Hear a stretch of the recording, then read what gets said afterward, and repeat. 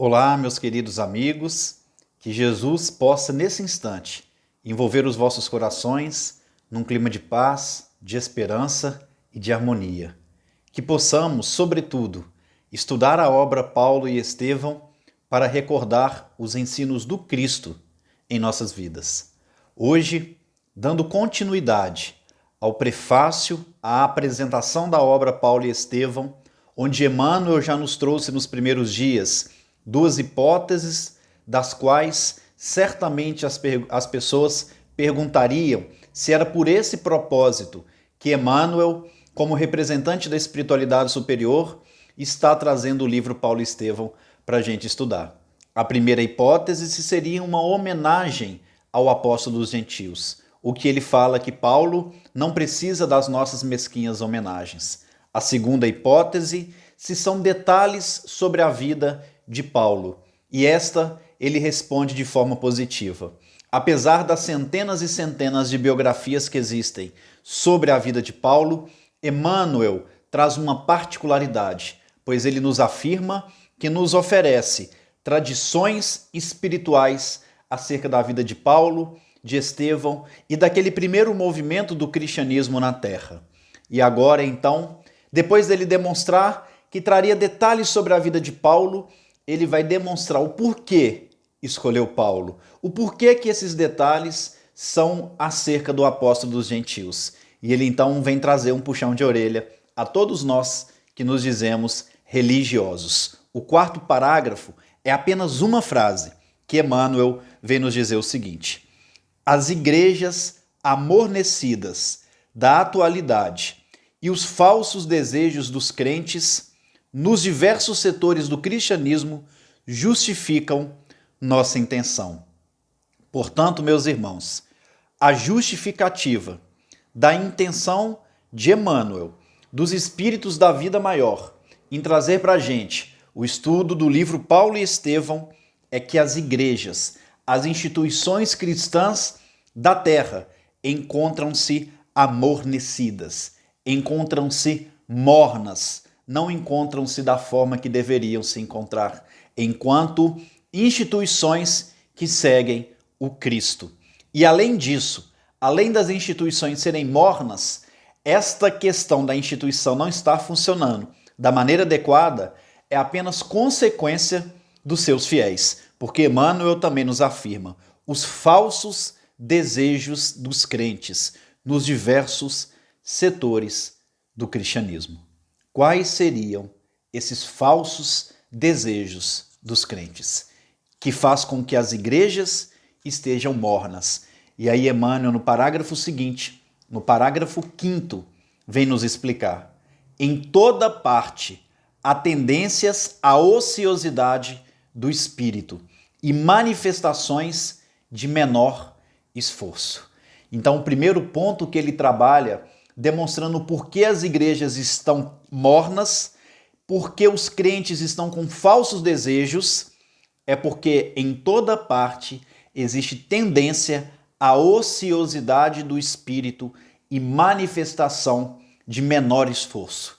Muitas vezes a gente quer ser crente, muitas vezes nós queremos ser cristãos sem movimentar a alma em benefício dos sofredores. Muitas vezes a gente quer ser espírita, a gente quer ser protestante, católico, testemunha de Jeová, uma religião que segue Jesus só por iluminação intelectual, só atrás dos púlpitos, sem ir ao encontro dos sofredores, sem colocar em prática o movimento da alma, seja no nosso ambiente doméstico, no nosso ambiente profissional ou ainda nos projetos sociais que estamos ligados.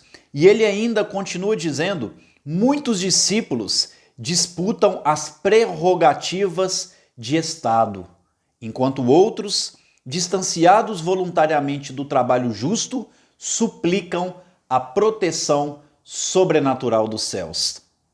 O que me chama muito a atenção é o início dessa frase: muitos discípulos disputam prerrogativas de Estado.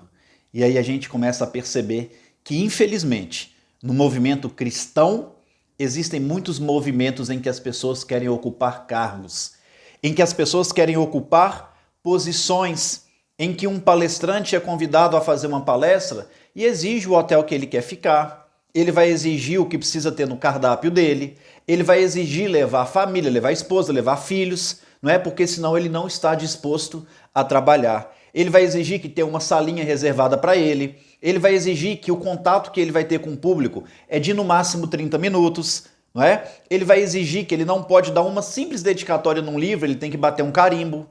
E isso não é só culpa de um palestrante ou de quem está assumindo o púlpito, quem está assumindo a palavra e a interpretação do evangelho, mas muito também daqueles que começam a criar ídolos, esquecendo que o ídolo principal é Jesus. Aqueles que começam a procurar cargos, aqueles que procuram muito mais no exterior a transformação em Cristo do que no interior, do que aquela transformação de dentro para fora. E Emmanuel, ele fala isso, e não é Rafael, ele fala isso de uma maneira muito clara. Muitos discípulos disputam prerrogativa de Estado e ele ainda complementam e suplicam proteção sobrenatural dos céus. Então, além da gente procurar sempre estar em evidência, a gente ainda exige que a espiritualidade nos dê uma proteção sobrenatural, não é? E olha como ele vai finalizar o parágrafo, o que é muito preocupante. Templos e devotos entregam-se gostosamente às situações acomodatícias, preferindo as dominações de regalos de ordem material. Então não é Rafael que está aqui levantando uma polêmica. Vejam Emmanuel como ele é firme. Templos e devotos entregam-se gostosamente às situações acomodatícias, preferindo as dominações e regalos de ordem material. Então, esse momento dos parágrafos 4º e 5º do livro Paulo e Estevão, Emmanuel vem justificar e demonstrar o quão urgente era trazer a história daquele apóstolo dos gentios, trazer a história daquele que nunca ganhou um centavo com a religião, daquele que não confundia com falsas doutrinas, daquele que não aceitava entrar num templo cristão onde as pessoas não falavam de Jesus, ou quando mencionava como um cara legal, um simples profeta. Mas Paulo demonstrava o valor que o Cristo precisa ter no cristianismo. Paulo não admitia tratar Jesus como um simples profeta. Paulo levava o Cristo como o maior de todos os homens dos quais a gente tem que seguir. E infelizmente, no movimento cristão, e eu falo em especial no movimento espírita, muitos estão querendo tirar Jesus do espiritismo. É porque eu prefiro e a minha tendência é falar da parte psicológica, não é? Eu quero trazer a parte psicológica. Quem não foi o maior psicólogo senão Jesus? Que sabia dialogar com a viúva, que sabia dialogar da mesma maneira com fariseus, com o jovem rico, com o leproso, com a prostituta, e nem por isso os destratava, sabia usar uma palavra, uma parábola adequada a cada momento, a cada público. No capítulo 8 do livro Boa Nova, temos, por exemplo, Jesus conciliando um processo de depressão profunda na vida íntima de um dos seus discípulos, Bartolomeu.